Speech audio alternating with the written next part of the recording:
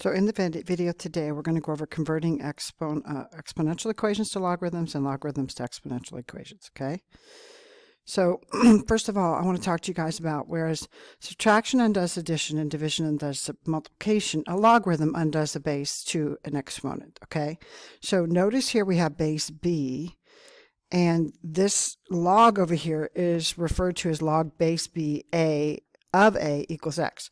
So notice our base stays our base. Y'all see that now? Our base is always going to be a positive number. That's what this means, and also can equal 1. Now I want you to notice something else here, that our x and our a, they flip sides of the equal sign. So notice that our a was on the right, now it becomes on the left of the equal sign, and our x was on the left, and now it becomes on our right. You see that? Okay, so the key here is that our base is always our base. So the base of the exponent here is always going to be the base here. And then we're going to flip the exponent and what it equals with the what the of and the equal is. Okay, so again, x and a are going to flip. So x and a are left and right here, and here they're right and left. Okay, so we're going to do a couple of these together in a minute. So when we are converting from an exponential to a logarithm, you can write the exponential equation as a logarithmic equation and vice versa. So we read the math, we read log base b of a equals x. That's how we read this problem here. Log base b of a equals x. Notice that the log is the exponent. So we're going to talk about this a little more in a minute. So the base of the exponent becomes the base of the log. The exponent is what the log is equal to. So let's talk about this here. So notice here that when we have base 3, it becomes our base here. And then all we're doing with these other two terms is they're going on either side. So it was a 5, so we're putting the 5 over here, and we're putting the 243 here, okay? So log base 3 of 243 is equal to 5. So now when we do the you try 1, go ahead and do that and come back to me when you're done.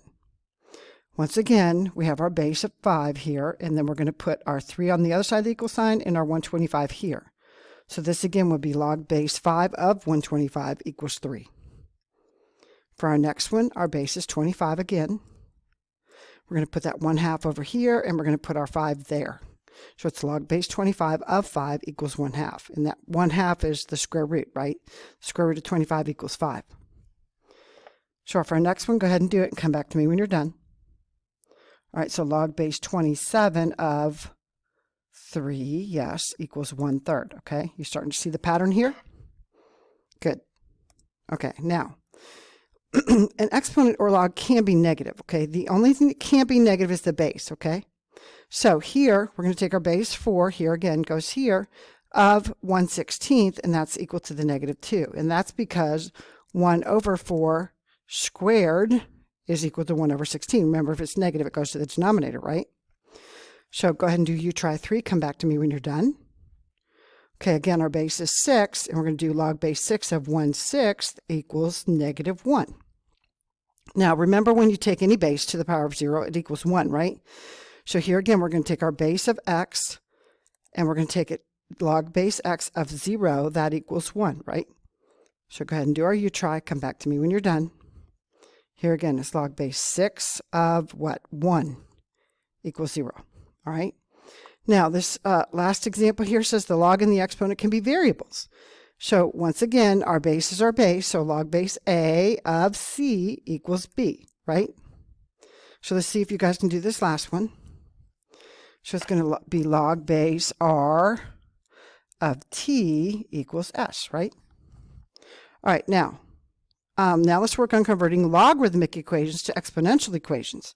So the base of the log becomes the base of the exponent.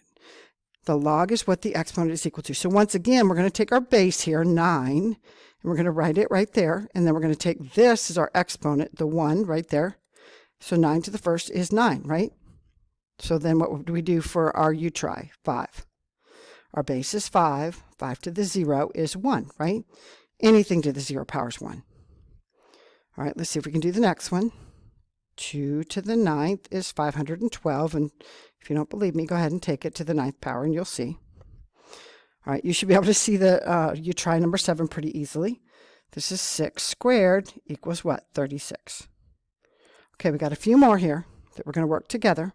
So example 8, again, 49 to the 1/2 power. That's the square root of 49, right? That's 7. Then we have 64 to the 1/3 power. That's taking the cube root of 64. That's 4.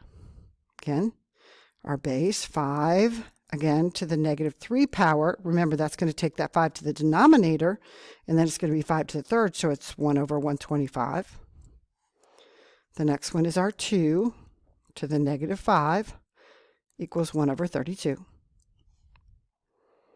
Okay, then we're going to take, again, our base here, 1/2 to the what? -3 power. And again, that means it's going to flip, right? So it is a 2 to the -1 right now. -1 times -3 is what? 3. So yes, this is going to be 8. Here again, we've got 1/3 to the -2 power. Or sorry, I didn't write 1/3. I wrote 1/2. So that's 1/3 to the -2 power. So once again, that's 3 to the -1 times -2. So that would be 3 squared, which is, yes, 9. All right, now we're going to do it with some letters, okay? So we're going to do what? Our base here is f to the d power equals g, right? And then our last one, m to the n power equals p.